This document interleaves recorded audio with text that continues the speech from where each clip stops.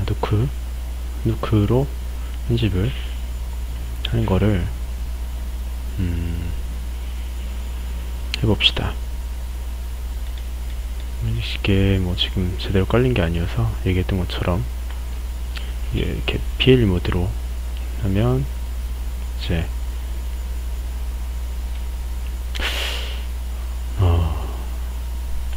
이렇게 뜨는데요. 예, 이 퍼스널 러닝 에디션이라고 나오죠. 이게 왜 이렇게 나오는지 모르겠습니다. 방법은 다 그대로 했는데 어쨌든 근데 뭐 지금 저는 누크를 저는 잘 몰라요. 잘 모르는데 잘 모르는 정도가 아니라 뭐 거의 모르는데 지금 여러분들한테 설명해 주고자 하는 부분 정도는 할 수 있기 때문에 보여줄 수 있기 때문에 누크로 해보도록 하겠습니다.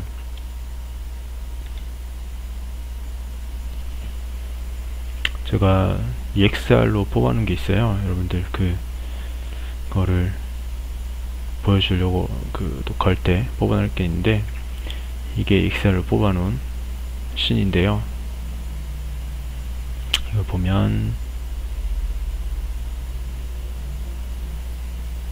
자 이미지가 있고 여기 이렇게 점점이 막 이렇게 보이죠. 이게 왜 이런 게 나오는지 예전에 누크를 제대로 잘 깔렸을 때는 이런 게 없이 깨끗하게 잘 나왔었거든요. 근데 지금 뭐 이게 러닝 에디션이라 그런지 왜 그런지 아니면 뭐 그래픽카드 문제지 어쨌든 이런 게 이렇게 나오고 있습니다. 잘 왜 이렇게 나오는지 잘 모르겠습니다. 그래서 윈도우 8로 갈아타고 프로그램도 싹 다 다시 깔아보고 이렇게 하려고 하고 있습니다. 이 누크는 시한테 제가 배우라고 했지만 시가 또 뭐 간간히 배우고 있는 것 같은데 저는 이제 뭐 맥스는 제가 더 뭐 직접 작업을 많이 하거나 앞으로 작업을 점점 손을 떼려고 하고 있는데 이 얘기는 뭐 1년 전부터 했던 것 같은데 손을 떼려고 하고 맥스를 더 막 배우거나 이러진 않을 건데 누크는 제가 좀 더 해보고 싶은 배워보고 싶은 생각이 듭니다. 공부를 해볼까 하는 생각도 듭니다. 그래서 여기 이제 EXR을 불러왔는데 이미지가 너무 허옇죠. 왜 그러냐면 지금 리니어로 작업이 렌더링이 돼서 저장이 되어 있는 상태이기 때문에 지금 이렇게 타거나 PNG, JPC 이런 걸로 했으면 sRGB로 저장이 됐을 거예요. 근데 지금 이거는 아직은 리니어 상태를 유지하고 있는 겁니다. 리니어 워크플로우로 끝까지 작업을 해야 하고 그리고 마지막에 변환을 하는 게 좋다고 제가 얘기했었죠. 이거를 지금 컬러 커렉트가 아니고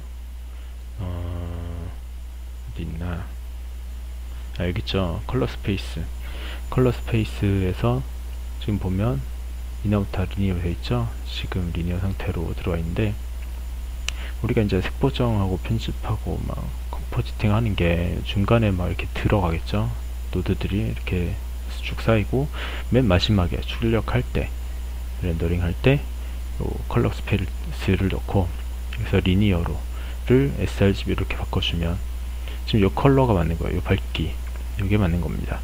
이걸로 해서 최종으로 클라이언트 모니터도 어차피 sRGB이기 때문에 이걸로 해서 납품을 하는 거죠. 근데 편집 과정은 우리가 이 리니어 상태로 해서 쭉 편집을 하고 마지막에 컬러 스페이스 넣고 sRGB 바꿔줘서 이렇게 출력을 하는 겁니다. 자, 그러면 요거랑 이제 똑같은 장면인데요.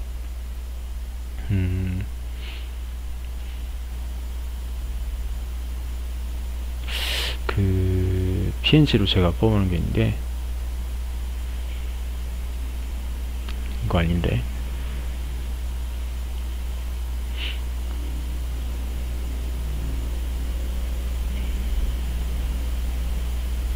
이거 같네요. 네. 자, 이렇게 보면 지금 이제 이게 1번이고 1번, 2번, 1번, 2번, 1번, 2번. 이게 지금 이렇게 하나는 16비트고 하나는 8비트, 하나는 EXR, 하나는 PNG 파일이에요. 보기에는 똑같아 보이죠? 지금 여기 이제 이렇게 좀 디스플레이 버그 에러가 나서 이렇게 점점이 보이는 이거 빼고는 그림은 똑같아요. 우리 눈으로 보기에 8비트나 16비트나 거의 구별을 못합니다. 못하기 때문에 지금 똑같이 보여요. 근데 지금 이것도 이렇게 잘 따져보면 보일 수도 있어요. 한번 볼까요? 컬러 스페이스고 와이프 넣고 이쪽은 이제 리드2, 얘가 리드2죠. 이렇게 보면 예, 어떻습니까? 살짝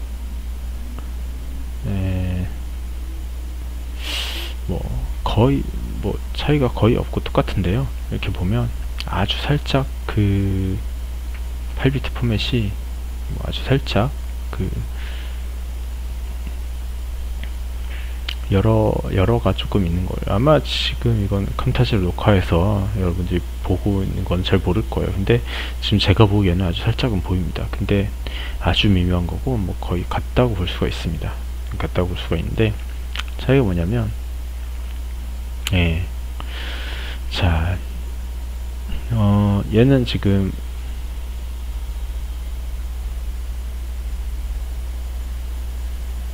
이렇게 보지 말고 따로 떼어놓고 보겠습니다. 얘는 다시 이렇게 놓고 따로 떼서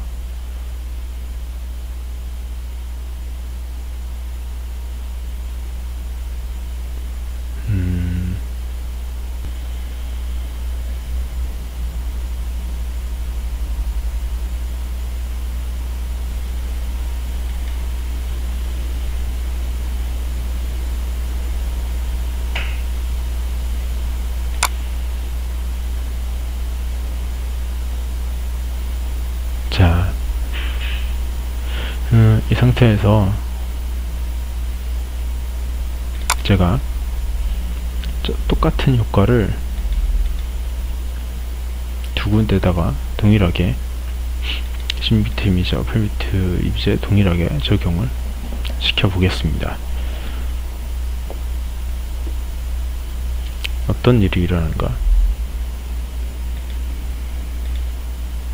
자, 그레이드 노드를 하나 넣고요. 지금 이제 16비트 편집을 하는 거죠. 여기다가 멀티플라이 값을 쭉 낮춰 보겠습니다. 이렇게 편집하면서 이 정도까지 낮추진 않지만 확연하게 보여드리기 위해서 이렇게 하는 겁니다. 확 죽여놓고요. 그리고 다시 그레이드 줘서 옵셋 값도 살짝만 이렇게, 그리고 다시 그레이드 노드를 놓고 다시 살려보겠습니다. 그러면 개인 값을 또 올려보고 멀티플라이도 올려보고 이렇게 하면 어때요? 거의 똑같이 살아나죠. 이전에 쭉 완전히 낮춰서 죽였었는데 거의 지금 차이를 못 느낄 정도로 똑같이 살릴 수가 있습니다. 그러니까 어두워 보이는 거 약간 이거는 감마를 살짝 올려도 되고 거의 똑같이 살아나는 것을 볼 수가 있습니다. 그쵸? 네. 그리고 얘를 갖다가 두 개를 이 효과 적용한 거를 동일하게 여기다가 이렇게 이쪽으로 딸려오네요. 네. 열리냐 이거. 해보면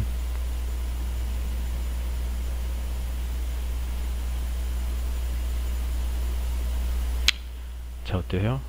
지금 이거 효과가 동일하게 들어간 거죠. 동일하게 복사해서 들어간 거니까. 얘는 컬러 스페이스만 안 들어간 거죠. 얘는 이미 자체가 원래 리니어이기 때문에 컬러 스페이스를 넣어서 sRGB로 보이게 맞춰준 거고, 얘는 원래 sRGB이기 때문에 컬러 스페이스를 안 넣는 게 이게 동일한 겁니다. 컬러 스페이스 빼고 이 나머지 두 개의 그레이드 노드를 동일하게 복사해서 넣어준 건데 어떻습니까? 색이 완전히 맛이 같죠?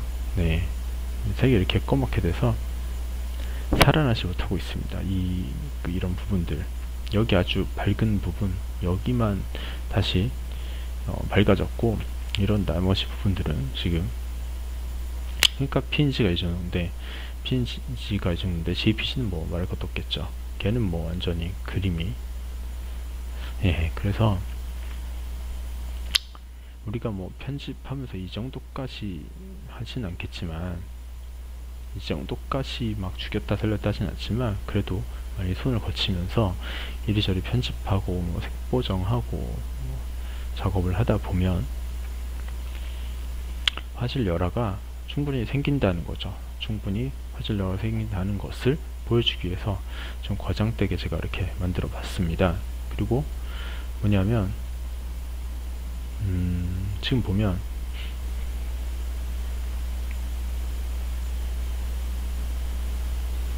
네, 이거를 적용하지 않은 상태로 보면 원래 이게 맞는 거였죠. 그죠? 근데 얘네들 적용하면 이게 그렇게 망가진다는 거예요. 그러면 지금 자, 여기 컬러 스페이스 이렇게 나오죠. 여기 보면 RGB 값이 이렇게 나옵니다. 여기 레드, 블루, 녹색 이렇게 나오는데, 여기 잘 보세요. 이렇게 하면 숫자들이 쭉 막 나오죠. 변하면서. 근데 이 가장 밝은 부분, 여기 보면 어때요? 창문의 가장 밝은 부분의 대도, 네, 1.0을 넘는 데가 없죠. 1.0이 가장 밝은 부분이에요. 이게 뭐냐면 8비트 이미지의 한계라는 거죠. 네, 이게 이제는 sRGB 이미지이기 때문에 우리가 이제 3D Max에서 컬러를 더 줄 때 0에서부터 250까지 해서 256 색깔을 넣어줄 수가 있잖아요. 그래서 여기서도 원래는 이제 256으로 표현이 돼야 되는데, 이 누크의 특징이 뭐냐면 8비트 이미지를 불러도 16비트로 업샘플링을 한다는 거예요. 예, 샘플링을 업해서 16비트인 것처럼, 예, 물론 그렇다고 얘가 16비트가 되는 건 아닌데 그렇게 표현을 해주는 거죠. 실수형으로 이렇게 0에서부터 1까지 표현을 해주고, 맥스에서는 정수로 나온 거를, 그래서 여러분들 알겠지만 맥스에서도 컬러 커렉션 같은 거를 넣어주면 거기서는 실수형으로 표현되죠. 0에서 1까지. 그러니까 16비트 컬러를 여기서 넣어줄 수가 있는 거죠. 거기서처럼 이제 이렇게 표현은 0에서 1까지 표현을 해주는데, 얘는 뭐냐면 1이 넘어가는 데가 없잖아요. 그죠? 가장 밝은 부분이 1, 가장 어두운 부분은 0이겠죠. 예, 이쯤 되려나? 찾아보면 나오겠죠. 가장 어두운 부분은 뭐 이런데 해서 가장 어두운 데는 0이고 가장 밝은 데는 1 해서 그 이상 벗어나지 못한다는 거예요. 근데 이쪽에 이제 이 16비트 이미지 어때요? 이런 데는 이제 다 이렇게 비슷하게 가다가 가장 밝은 부분 가볼까요? 예, 2가 넘어가죠. 2.4, 뭐 가장 밝은 데 쭉, 예, 여기 보세요. 여기 뭐 14가 넘어가고, 그리고 우리가 보통 조검도나 투시도 하면 역광으로 이렇게 석경을 역광을 표현하는 것들 있죠. 태양빛을 정면으로 받아서 그런 식으로 구도를 잡아서 표현한 경우도 있는데, 그런 걸 보면요, 여기가 막 100도 넘어가고 그런 것들도 생길 수가 있습니다. 그럼 뭐 벌써 이 컬러 뎁스가 여기서 표현하고 있는 광원이라는 것 자체가 여기에 막 지금도 막 14배 이렇게 넘어가는 건데, 100이 넘어가고 이런 것도 있고 100배가 넘어가는 거죠. 이거는 무슨 차이냐면 16비트가 가지고 있는 컬러 뎁스가 이 8비트보다 어마어마하게 많다는 것을 지금 보여주고 있는, 이 광원 자체가 이미지에 들어가 있는 거죠. 그러니까 그 30비트 대표적인 이미지 우리가 알고 있는 게 HDR 이미지가 있잖아요. HDR 이미지는 우리가 조명으로도 쓰죠. 주변 환경 맵으로 둬서 다른 라이트를 설치를 하지 않아도 그거 환경만으로도 렌더링을 하면 광원이 보이잖아요. 그죠?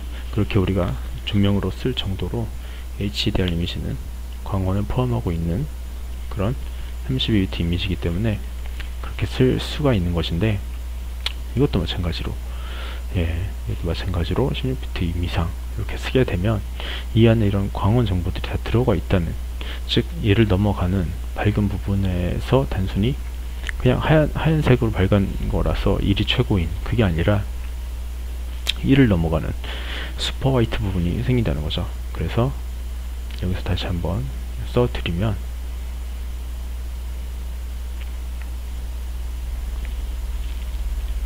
제가 아까 그 누크를 실행하다가 컴퓨터가 꺼져서 다시 열어서 녹화를 하고 있는 겁니다.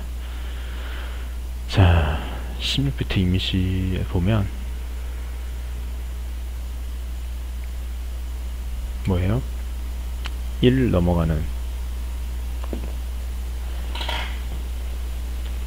슈퍼 화이트가 존재하고 8비트에서는 0이 가장 어두운데 까만색으로 나온 거죠. 그냥 가장 어두운 부분인데 거기가 이제 0이잖아요. 근데 16비트에서는 서브 제로가 나와요. 0보다 더 낮은 부분의 숫자, 0보다 더 어두운 그런 부분이 존재한다는 거죠. 그래서 이 슈퍼 화이트하고 서브 제로를 포함한 많은 영역의 색정보를 포함하고 있기 때문에 이 16비트는 우리가 꼭 써야 되는, 편집할 때 꼭 필요한 부분이라는 거예요. 이것이 이런 정도의 컬러 뎁스를 가지고 있기 때문에 편집을 해도 화질 열화가 거의 없고 생생하게 그림을 유지를 한다는 거죠. 아까 다시 볼까요? 연결해서. 이렇게 컬러가 다시 살아나지가 않고 죽어버린다는 거죠. 반대로 해볼까요? 반대로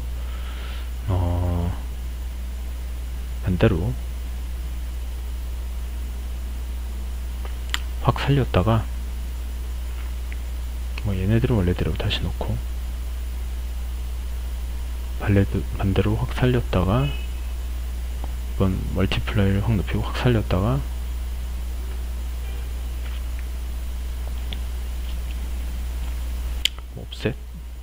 옵셋은 거의 한 건데죠. 개인값하고 멀티플라이. 옵셋도 좀 올려볼게요. 확 살렸다가 두 번째 그레이드에서 다시 죽이면 어떻습니까? 이것도 다시 돌아오죠.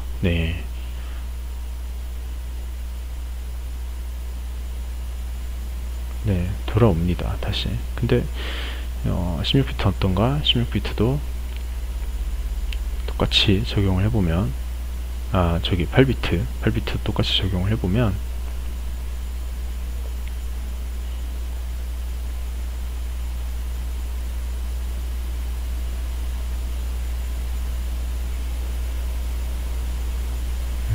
이게 마스크가 달라붙네요. 적용을 해보면 어떻습니까? 좀 이상하게 되죠. 아까 확 죽였다가 살린 거 그거보다는 좀 난데, 그래도 이런 부분들이 많이 깨져서 나온 거를 거의 단순하게 흰색, 하얀색, 어두운 색 이렇게만 있고 빨갛게 되면서 많이 깨져 나온 거를 볼 수가 있습니다. 그대로 살아나지 못하는 거죠, 이미지가. 그래서 우리가 이제 이런 이유들 때문에 편집을 지금 그래서 8비트로 뽑았을 때는 이렇게 깨지고 화질 열화가 생기지 않는 정도로 약간 깔짝깔짝하게 편집을 해왔던 거죠. 근데 지금은 우리는 어떻습니까? 그냥 이렇게 16비트로 뽑으면 어떠냐면 편집을 좀 굉장한 자유도를 가지고 할 수가 있는 거죠. 그리고 그렇게 해도 화질 열화 없이 처음 렌더링한 이미지 그 색정보를 거의 포함하고 최종 결과물을 뽑을 수가 있는 거죠. 그래서 지금 여기서 이제 보여지는 것들은 우리가 그동안은 이제 뽑았던 8비트 뭐 이런 것들은 이제 여러분들이 이런 거를 보고 나서 다시 한번 우리가 만든 영상 이런 것들을 보면요, 좀 보일 수 있어요. 색이 아마 이게 좀 이미지가 좀 흐릿하고 멍청하고 뭐 이런 것들이 있구나. 예. 그 영화관에서 우리가 영화를 보면, 블록버스터 영화 이런 거 보면 색감이 생생하고 라이팅이 막 이렇게 광원처럼 쫙 살아있고 비치고, 여러 그레이드, 여러 단계를 거쳐 색이 굉장히 깊이감 있게 컬러 덥스가 쫙 표현이 되는 거를, 이런 걸 좀 느껴야 되는데 그런 것들이 있어요. 예, 많은 차이가 나는 겁니다, 사실. 그게 근데 그 단순히 그냥 그게 뭐 8mm 캠코더로 찍어서 6mm로 찍어 가지고 그냥 보는 것처럼 그런 깊이감이나 뭐 이런 컬러 뎁스가 되게 얕은 그런 컬러로 보는, 예, 우리가 흔하게 보는 영상들이, 흔하게 컴퓨터로 그냥 이렇게 가볍게 돌려보고 이런 것들이, 그런 것이 많을 수가 있어요. 제가 얘기하는 거를 여러분들 잘 이해를 할 수 있길 바랍니다. 평소에 이제 영상에 관심 많이 가지고 그 차이점을 보고 많이 좀 봤던 사람들이라면 이해를 할 텐데, 자, 그래서 우리는 이런 이유들 때문에 어쨌든 8비트 EXR로 16비트 EXR로 작업을 해서 누크로 작업을 해야 된다는 거고요. 이제는 이게 어도비 사에서도 애프터 이펙트에서도 16비트를 지원을 합니다. 에펙에서 이게 안 열리는 게 아니고요. 에펙 한번 열어볼게요.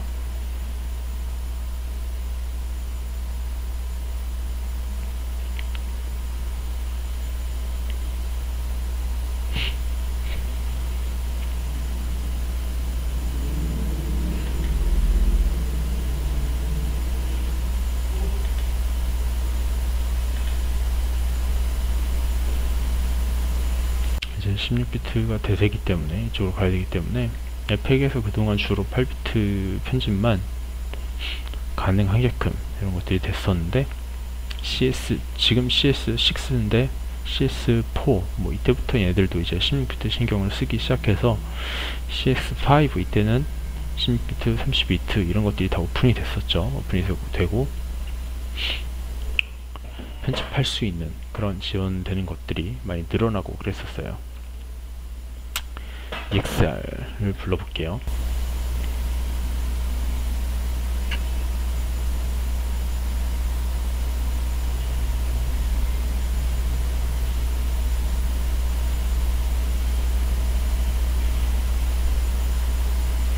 네, 불러지죠. 불러져서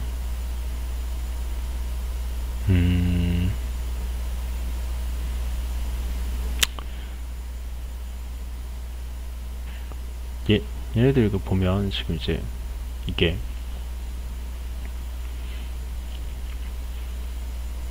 이렇게 허옇게 나오죠. 허옇게 나오는데 여기서 그 인포를 보세요. 여기 RGBA 이렇게 돼가지고 그냥 255 이걸 넘어가지 않잖아요.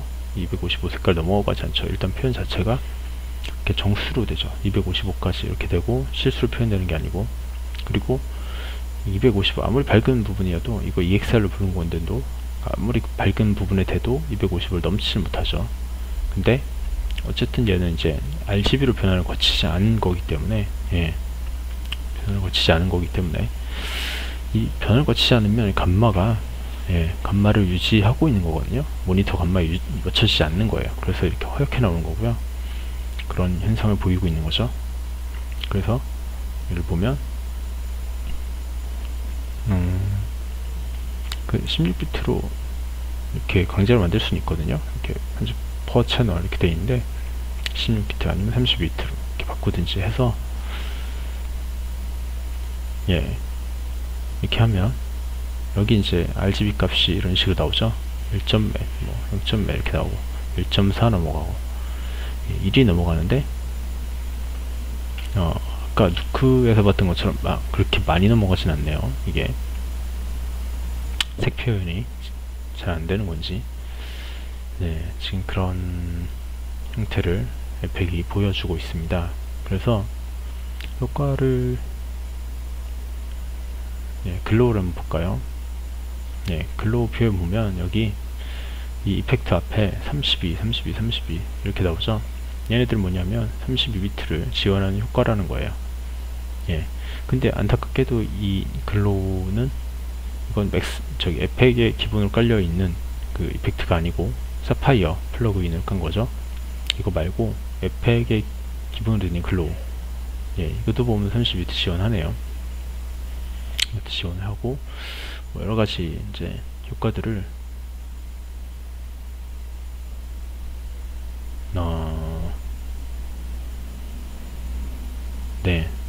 보면 앞에 그 32나 이런 것들이 숫자가 돼 있지 않은 거라든가 아니면 8로 돼 있다던가 이런 것들을 어때요? 보면 이런 거 보면 16으로 돼 있고 이건 8로 돼 있고 이런 거는 숫자가 없죠.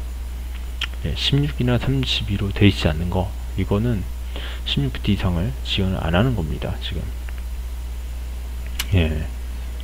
이런데 보면 쭉 다 지원을 하고, 근데 이펙트를 하나하나 보면 아직까지는 8비트만 지원하는 이펙트가 더 많습니다. 이게 앞으로는 더 늘어나겠죠. 이펙트도 더 늘어나서 16비트 이상을 완벽하게 지원할 수 있는 툴이, 이제는 이게 대세이기 때문에 16비트가 어도비에서도 이거를 안 할 수가 없는 거죠. 이렇게 하는데, 문제는 뭐냐면 다 지원한다 해도 애프터 이펙트의 그 기본적인 구조가 하나 쌓고 또 하나 쌓고 이렇게 해서 또 효과를 주고 뭐 이렇게 기본적으로 레이어로 쌓는 구조이기 때문에 여기에 한계가 있는 거죠. 누크처럼 노드로 해서 이렇게 이리저리 이어붙이고 여긴 곱하고 여긴 빼주고 이걸 갖다가 또 이거 잘 안 된다는 거예요. 한계가 있는 거죠. 위로 하나하나 쌓아 올라가는 데서만 그 수직 방향으로 적용되는 이펙트가 이제 그 적용이 되는 거고요.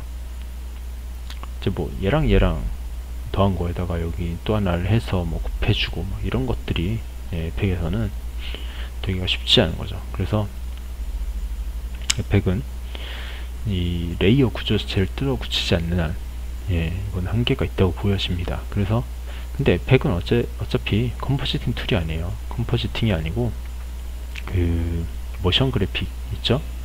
모션 그래픽 툴입니다. 용도가 원래 모션 그래픽 용으로 나온 거고요. 에펙을 뭐 모션 그래픽 하는 툴이라고 에펙을 폄하하는 게 아니고요. 모션 그래픽 분야도 굉장히 깊이가 있고 굉장히 넓은 분야죠. 어쩌면 그 컴포지팅보다 더 모션 그래픽이라는 분야가 더 공부할 게 많고 많이 해야 될 분야인데, 근데 그렇다는 거예요. 에펙이 뭐 뒤떨어지고 이런 얘기가 아니라 에펙은 모션 그래픽 툴이다. 에펙하고 그 시네마 4D하고 합치면 최강이죠. 모션 그래픽에서는 따라올 툴이 없습니다. 에펙을. 그리고 에펙은 워낙 사용하는 사람들이 많기 때문에, 맥스가 사용 유저가 많기 때문에 튜토리얼이 많고 플러그인도 많고 스크립트도 많고 강력해진 것처럼 에펙도 그렇습니다. 에펙도 유저가 워낙에 많기 때문에 고수도 많고, 그래서 에펙용 플러그인 정말 많죠. 에펙으로 강력하게 만든 그런 모션 그래픽을 만들 수가 있는데, 뭐냐면 에펙은 이제 이렇게 모션 그래픽용으로 나온 툴이지 이게 컴포지팅 툴이 아닌데, 컴포지팅도 다 에펙에서 많이들 하고 있죠. 근데 정말 일군 회사로 발돋움하고 발전하려면 16비트로 우리가 가야 되고 16비트 전용 컴포지팅 툴로 편집을 해야 된다는 겁니다. 이거 꺼보고 다시 누크로 돌아와서, 자, 이 누크는 이제 그런 장점들 16비트로 완벽하게 편집할 수 있다는 거, 그리고 그 16비트를 잘 담아낼 수 있는 포맷인 EXR을 잘 편집할 수 있다는 거, 그리고 이 채널이 EXR은 다 들어가 있다고 얘기를 했었죠. 타가 시퀀스로 뭐, 자, 여기 보여주면서 얘기를 할게요. 얘도 채널에 셔플을 가보면 자, 이렇게 나와 있습니다. 얘는 한 장이지만 이 한 장 안에 이 뽑은 채널이 다 들어가 있어요. 자, 알파 채널 하면 이렇게 나오고, gdepth 이렇게 나오죠. 뭐 라이트 셀렉트 이거는 뭐 하는 게 없나 보네요. 설정을. 뭐 리플렉션 이렇게 나오고 이런 것들이 이렇게 나오는데요. 이 얘네들이 나온 걸 갖다가 그 셔플을 또 하나 만들어서 여기다가는 그러니까 이 간단한 공식이 있어요. 디퓨즈 필터에다가 뭐 로우 CI를 더하면 곱하면 멀티플라이 곱하면 그게 이제 글로벌 일루미네이션 GI가 되고, 여기다가 우리가 이 GI를 미리 다 줘서 나온 렌더링 이미지 있죠? 이 안에 포함돼서 나온 이렇게 렌더링 이미지 이걸로 딱 뽑는 게 아니고, 이제 물론 GI를 줘서 뽑지만 RGB가 나온 거하고는 별도로 이렇게 다 분해를 해서 로우 GI, GI 그 다음에 거기다 리플렉션 주고 스펠킬러 주고, 그리고 리플렉션을 준다는 건 리플렉션도 그냥 리플렉션만 채널을 그냥 딱 뽑아서 그걸 딱 주는 게 아니고, 거기다가 그 리플렉션 필터랑 로우 리플렉션 이렇게 하면 그 글로벌 일루미네이션 GI를 하면 딱 이렇게 리플렉션이 돼요. 그냥 리플렉션은 그냥 뽑아서 그걸 그냥 적용하는 거랑 이렇게 두 개를 채널을 합해서 하는 거랑 무슨 차이가 있냐. 보기에는 그렇게 하는 게 어차피 만드는 거 똑같은데, 그 뭐냐면 GI 그 다음에 이 필터 이거를 따로 조정할 수가 있다는 거죠. 그래서 편집을 할 수가 있고 따로 조정할 수가 있고, 그래서 딱 똑같은 리플렉션이어도 좀 편집하는 사람이 자유도를 가지고 원하는 대로 그 강도나 색감 같은 것들을 다 만들 수가 있다는 거죠. 이런 차이들은 나중에 더 다뤄보도록 하겠습니다. 그래서 이제 누크도 끄고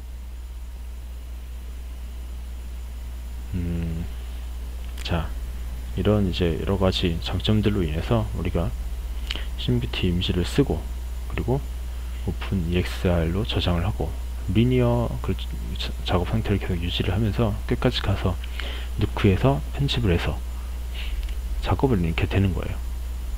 3D Max에서 16비트 출력